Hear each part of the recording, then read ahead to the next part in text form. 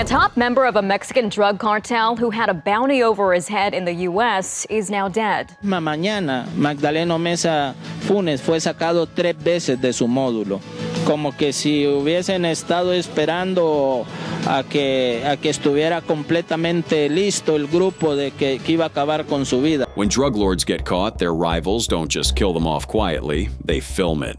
Because in the world of cartels, power isn't just about who you kill, it's about who sees it. Here's La Catrina, once one of Mexico's most notorious female drug lords, covered in blood and just minutes away from death. But she's not alone. So let's take a look at 12 times drug lords were brutally killed on camera. On May 20th, 2025, Juan Carlos Santiago Cocuyo, a plaza boss for the CJNG, was kidnapped in broad daylight by La Barredora, an armed group tied to drug lord Ismael El Mayo Zambada, before he was executed on camera. But to understand how Cocuyo ended up there, we have to go back to his early days operating out of Veracruz, because back then, he was just a low-level member of the CJNG. But after years of proving his loyalty, he climbed the ranks and became the plaza boss in charge of 3 towns, Nanchatal, Agua Dulce, and Las Choapas. Under the alias Lobo Veracruz, he managed everything from drug trafficking to extortion. Plus, Cocuyo confessed to working closely with Mexican politician Elvis Ventura, helping to provide him with security and muscle during Ventura's political campaign. That was extra proof of just how far the CJNG's influence reaches in local politics, because Ventura's position made him an important figure in the CJNG's plan to dominate southern Veracruz, an area already crawling with rivals like the Sinaloa Cartel, the Zetas, and other criminal groups. Meanwhile, La Barredora, backed by the Sinaloa Cartel, had recently moved into Veracruz specifically to challenge CJNG's control. And on that infamous day in May, they ambushed Cocuyo and made sure to film the whole thing. Now, after interrogating him and making him spill some vital information on the CJNG's internal network, they proceeded to execute him like a dog. And despite having so many guns that could have made the job easier, they chose to use a knife to cut off his head slowly and painfully, as the knife sliced through his veins. In the days that followed, the killing sparked a lot of reactions across Veracruz, and La Barredora claimed full responsibility for it. They also claimed to be protecting civilians from CJNG's violence. But that narrative didn't exactly land, especially since they're deeply tied to crime themselves. Still, the killing was a clear sign of the ongoing turf war, and a warning to anyone who dared to cross their path. South of the border, a key member of a Mexican drug cartel who had a bounty over his head in the U.S. is dead. Jorge Humberto Figueroa Benitez, known as El Peris, was killed during a Mexican government raid. He was part of the Los Chapitos faction of the Sinaloa cartel, accused of trafficking fentanyl into the U.S. On October 17, 2019, El Peris was caught on video firing his .50 caliber Barrett rifle at Sedena forces during the Culiacanazo, taking down a member of Mexico's National Guard. But on May 24, 2025, officers from Mexico's Secretariat of National Defense made him pay for what he had done by killing him and recording the moment for the world to see the kind of bag he truly was. El Peris, whose real name was Jorge Humberto Figueroa Benitez, was one of the top drug lords under the Sinaloa cartel. He aligned himself with the Los Chapitos faction, and the U.S. government had even placed a $1 million bounty on his head. But long before that, El Peris began his criminal career working with the Damasos, another faction of the Sinaloa cartel, before switching sides to Los Chapitos, the group led by the sons of Joaquin El Chapo Guzman. He quickly earned their trust and later joined Los Ninis, a brutal enforcement arm of the cartel, known for its extreme violence. By the early 2020s, El Peris had taken on an even bigger role, overseeing security operations for El Chapo's sons, Ivan Archivaldo Guzman and Jesus Alfredo Guzman Salazar. His influence grew even more after the 2023 arrest of Nestor Isidro Perez Salas, aka El Nini, which allowed El Peris to rise as one of the cartel's top security bosses. And keep in mind that El Paris wasn't just handling security. He played a major role in trafficking fentanyl, which is why the U.S. had that massive bounty on his head. He also killed a member of the Mexican National Guard during the October 2019 Battle of Culiacan, also known as the Culiacanazo. And again, in September 2024, he led a revenge attack against Mexican forces. His crew used grenades to help him escape, once again showing his ability to slip away when things get hot. But around this time, the Sinaloa cartel itself was falling apart. There were growing tensions between Los Chapitos and the rival La Mayiza faction, which remained loyal to longtime cartel boss Ismael El Mayo Zambada. Whispers started going around that El Paris was getting tired of the game and possibly cooperating with U.S. and Mexican authorities. Some even claimed he was the one who kidnapped El Mayo and put him on that plane that landed in the U.S., leading to his arrest. So whether those rumors were true or not, they put a giant target on his back, and it's believed that someone from La Mayiza tipped off the military about where he was hiding. And so by May 2025, Mexican forces had zeroed in on his location, even launching a multi-day operation with full ground and air support. And on the final day, they decided to humiliate, depends on how you see it. They needed the world to see El Paris take his final breath. But it didn't go down that easily. His sicarios fought back with everything they had, as this video shows. Still, they were eventually outgunned, and El Paris was taken down. Here are the disturbing photos shared online of his lifeless body. Tranquila, mija, ya viene el helicóptero por ti. Ya viene el helicóptero. Tranquila, hija, tranquila. Vas a estar bien. Trata de aguantar, ¿eh? That was Maria Guadalupe Lopez, bleeding out and barely hanging on after a violent clash with Mexican authorities. Her final moments were caught on camera, raw, unfiltered, and haunting. Yet it stood in stark contrast to the image she had maintained for years, having evaded capture and become one of Mexico's most feared and elusive female drug lords.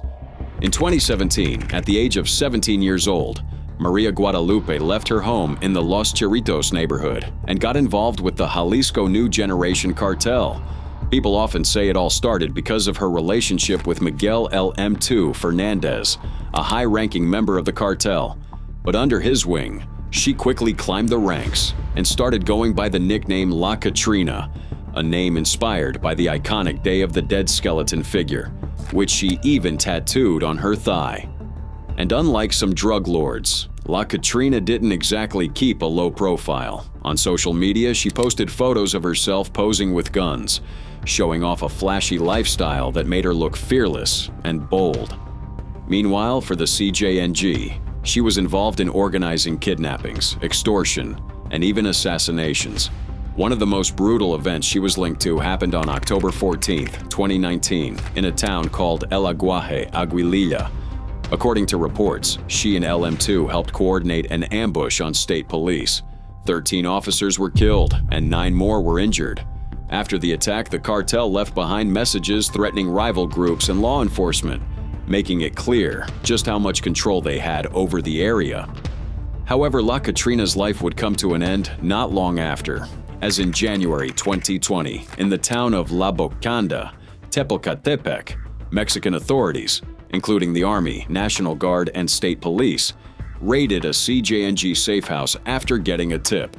A shootout broke out, and Maria Guadalupe, who was just 21 at the time, was shot in the neck. Videos and photos from that day quickly spread online, showing her bloody and struggling to breathe. A soldier tried to help her, telling her to hang on while they waited for a helicopter, but the damage was too severe. She died from massive blood loss, which doctors later confirmed was due to hypovolemic shock. During the raid, 6 armed men were arrested and military-grade weapons were recovered, but somehow LM2 managed to escape. Vergazón, mira que le pegaron ahí el mono viene enfrente, ¿no? Mira, la plebada anda echando plomo al vergazo, mira. Well, that video shows the immediate aftermath of the shooting that killed a high-ranking Chapillos operative from the Sinaloa cartel. And I'm talking about none other than one of the most elusive drug lords in Mexico, El Chore. El Chore had earned a fearsome reputation within the Sinaloa cartel, specifically with the Los Chapitos faction. He wasn't just a mid-level enforcer. He was the plaza boss of El Dorado, an area recently established as a new municipality in Sinaloa. His name alone sparked fear in the region, thanks to his brutal tactics and his role in maintaining cartel dominance.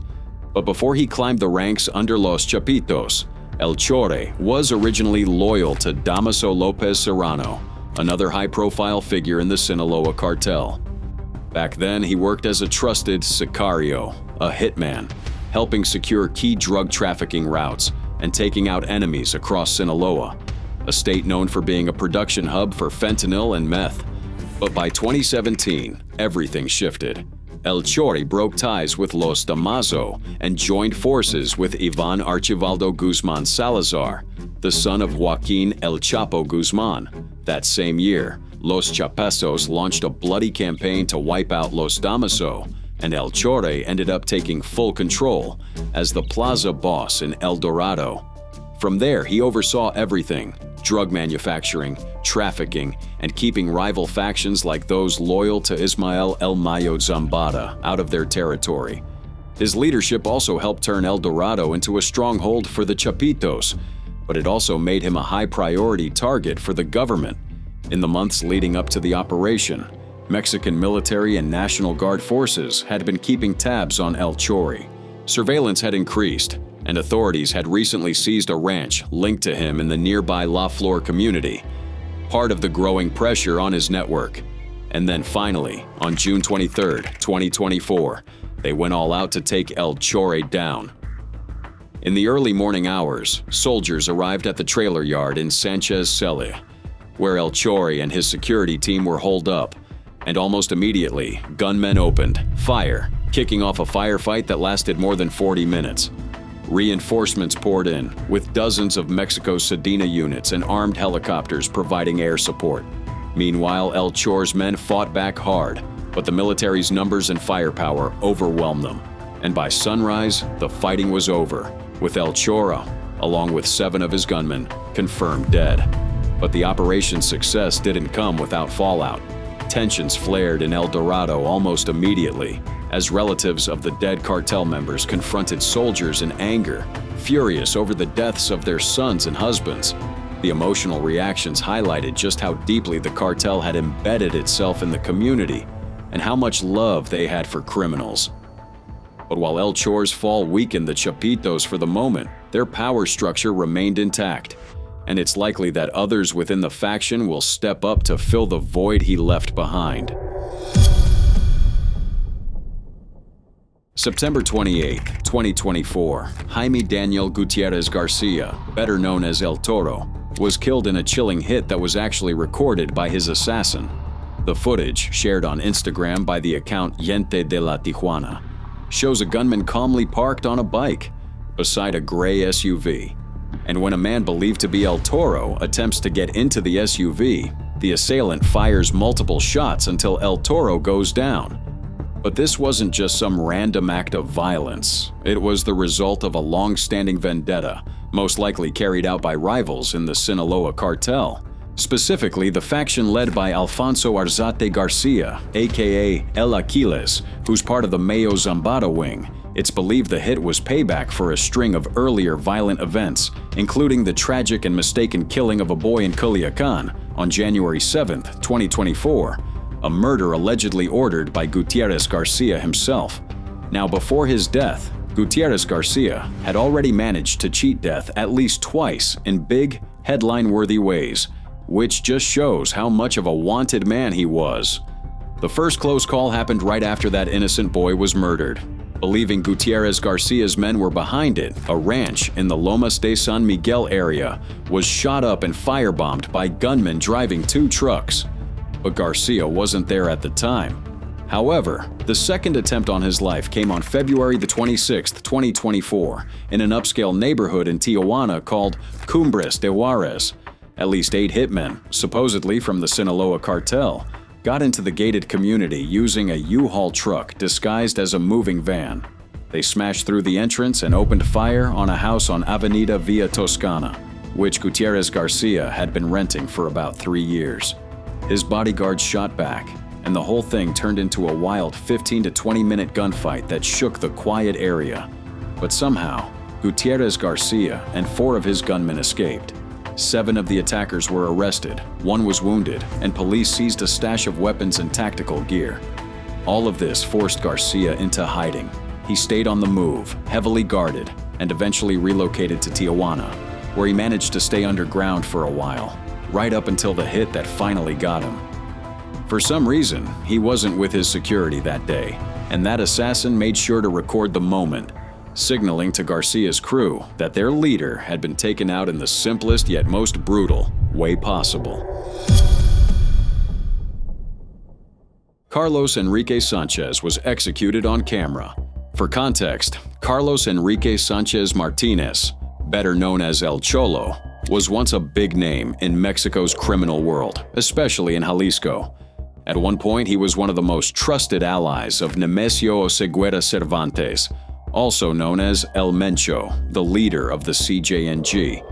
He also led a faction of CJNG's hit squad and was often referred to as El Mencho's compadre, which gives you an idea of how close they were. But that tight relationship fell apart in 2017, and what followed was a violent fallout that turned parts of Guadalajara into a war zone. The whole thing started after the murder of El Colombiano, a major financial operator for the CJNG. El Mencho believed El Cholo was behind it and labeled him a traitor. And rather than lie low, El Cholo pushed back. He teamed up with Eric Valencia Salazar, known as L85, and together they launched the Cartel Nueva Plaza, a breakaway group designed to go head-to-head with the CJNG for control of Jalisco.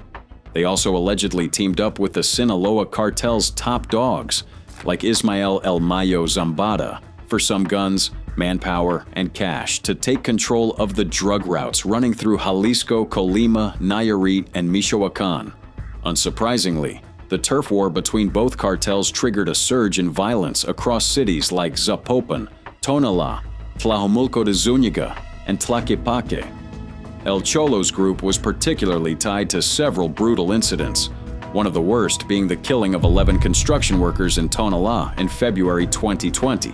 His strategy was to heat up the plaza, in other words, stir up chaos and instability, to weaken El Mencho's grip on the area.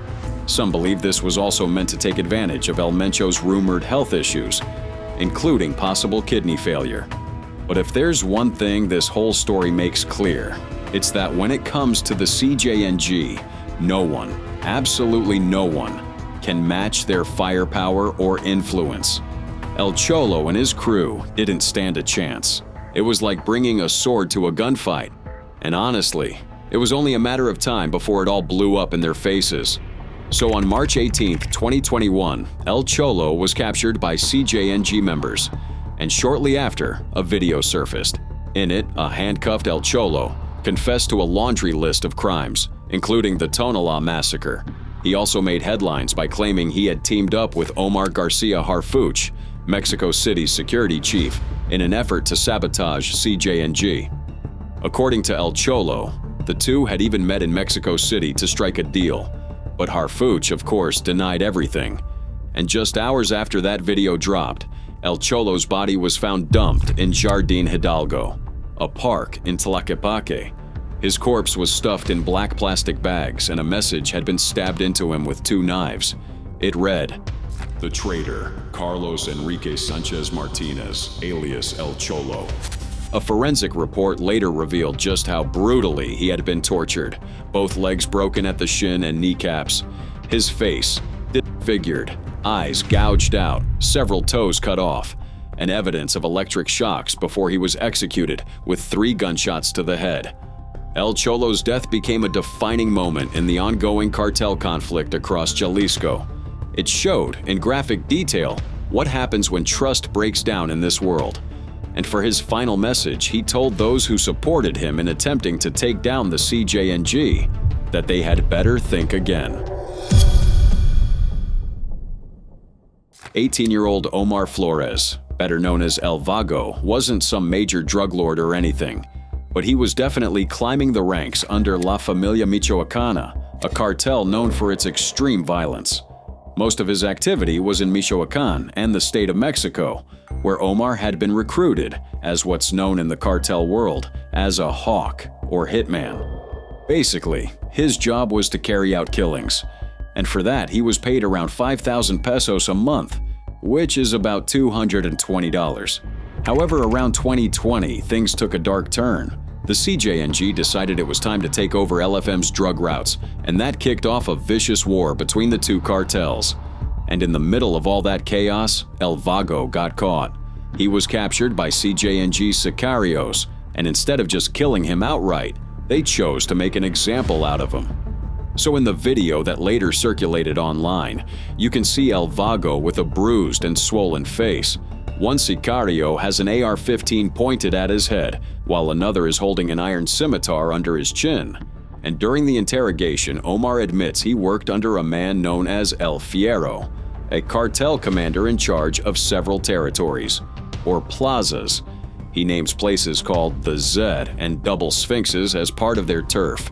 And he also confesses to taking part in violent missions in Huetamo, Michoacan. At one point, he even says CJNG is more organized than La Familia Michoacana. Though let's be real, he probably only said that under serious pressure. But even that didn't save him, because just minutes after, Omar was slaughtered like an animal. His limbs were hacked off one by one before he was finally beheaded.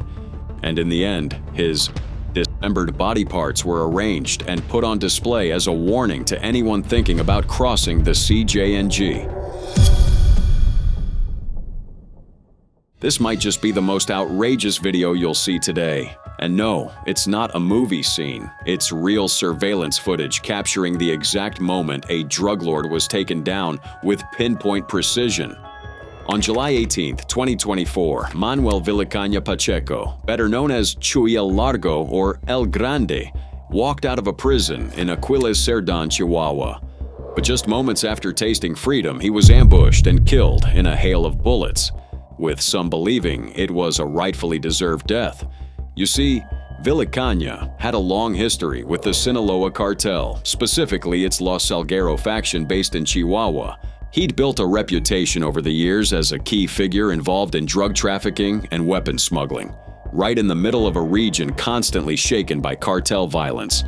But by August 2023, his criminal activities finally caught up with him, as he was arrested and thrown into Cerezo No. 1, a state prison, facing charges for drug crimes and illegal possession of firearms.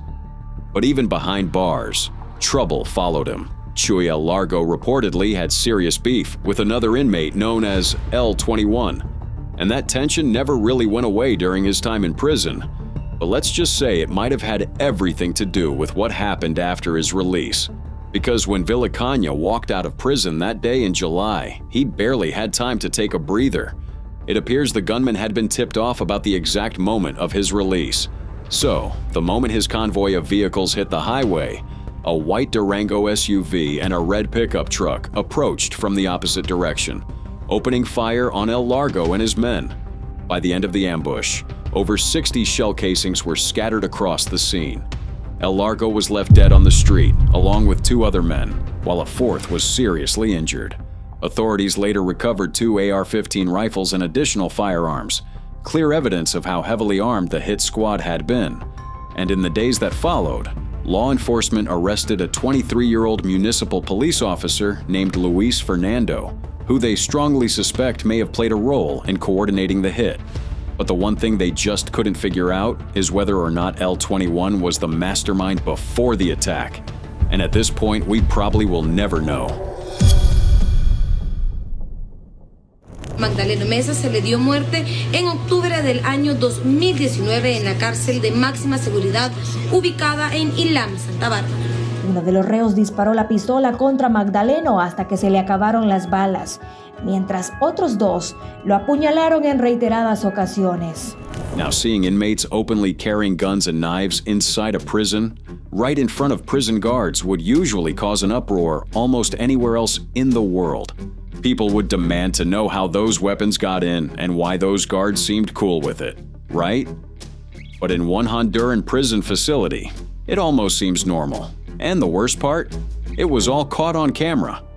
As one inmate, a former drug lord, was killed with those very weapons, right there in plain sight.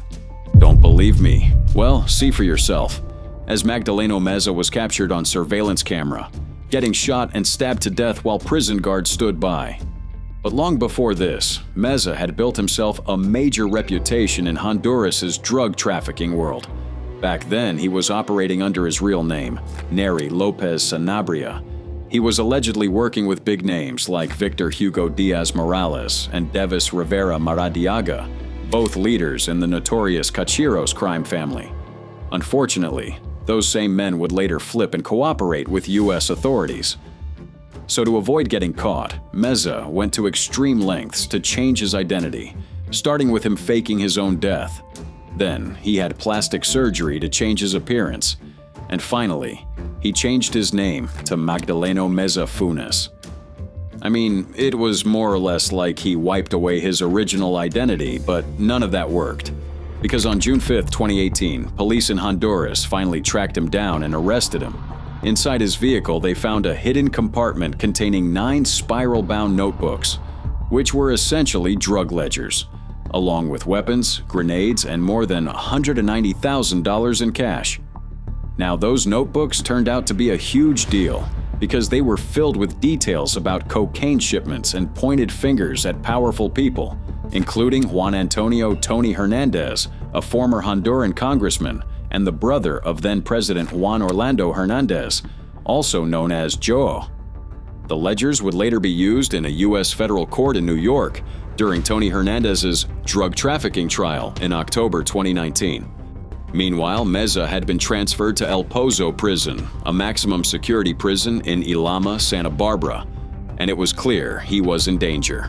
His lawyer, Carlos Chaitur, had repeatedly warned that Meza's life was at serious risk, not just because of the harsh conditions he was being held in, but because of the sensitive information he knew.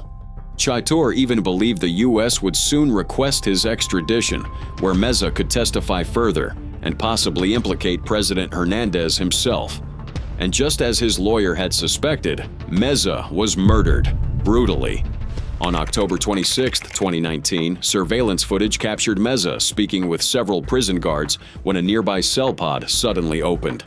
The guards quickly ran off, allowing a group of inmates to rush out and attack Meza, stabbing and shooting him repeatedly, until their gun ran out of bullets and the knife was soaked in his blood.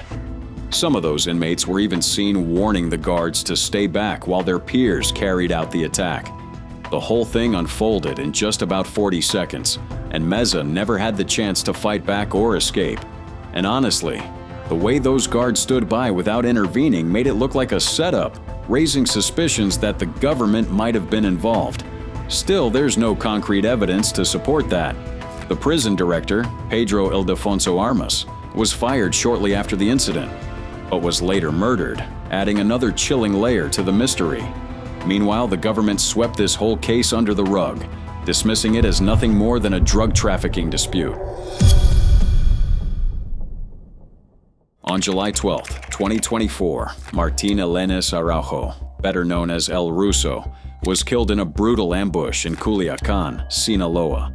The 24-year-old was driving his pickup truck when a group of attackers suddenly opened fire, spraying his vehicle with bullets. And even though he was critically injured, Elenes somehow managed to drive to a nearby shopping plaza, where someone captured on camera the moment he lay on the ground, taking his last breath. But while that's where his story ended, it all began back in the early 2000s when Elenes started making a name for himself within the Sinaloa cartel. Born in Sinaloa, he was drawn into the cartel lifestyle early on and eventually rose through the ranks to become a plaza boss, controlling operations across parts of Baja California and Sinaloa. He operated under several aliases, including Jesus Alexander Sanchez Felix, and was closely aligned with the legendary cartel figure Ismael El Mayo Zambada. Elenes belonged to armed groups known as Los Omegas and Los Rusos, factions that were fiercely loyal to Zambada. Their job was to enforce the cartel's control and go head-to-head with rival groups, especially Los Chapitos, the faction run by Joaquin El Chapo Guzman's sons. And so by 2022, Elenis was leading a crew of 42 sicarios, hitmen who carried out much of the region's violence through drug trafficking, extortion, and violent turf wars. His position made him an influential player within the cartel, but also painted a big target on his back, especially as tensions escalated between Zambada's loyalists and the Guzman brothers faction. On top of that, the ambush that killed Elenis was almost certainly a targeted hit. The style of the attack, quick, coordinated, and merciless, carried all the hallmarks of cartel warfare. And while no group was officially blamed, it's widely believed that Los Chapitos were behind it, given their long-running feud. And let's just say his death was one more added to the growing list of lives lost to cartel violence in Sinaloa.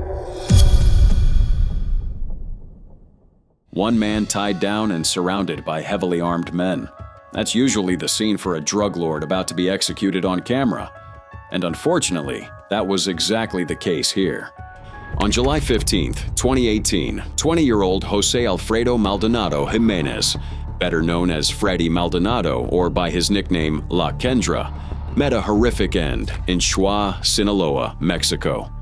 That day, he was kidnapped, interrogated, and savagely executed by a group of more than 15 heavily armed men who were believed to be members of the CJNG. Disturbing videos from that same day started making rounds online, and in the first of many, Freddy was seen being forced to confess to various crimes, clearly under extreme pressure, while surrounded by men holding AK-47s and AR-15s.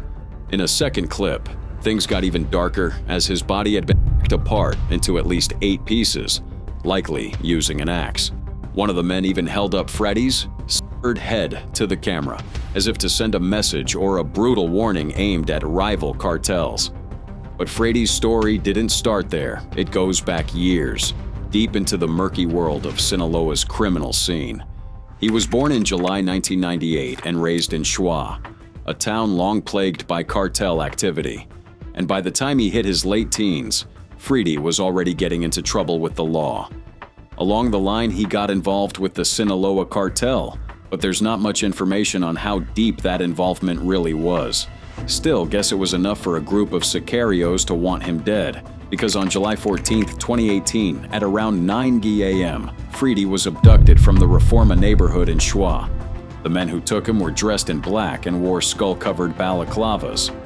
Now, during his interrogation, which was filmed, they questioned him about a number of alleged crimes, including the kidnapping and murder of a minor, an act they claimed was ordered by someone known as El Mamito. But this wasn't just about getting answers. The whole thing felt staged, like it was meant to send a brutal message and show off the CJNG's power in the region. Oh, so maybe half the things he confessed to weren't true. Maybe they were not. But after it was all said and done, Freddy was beheaded and dismembered for the world to watch.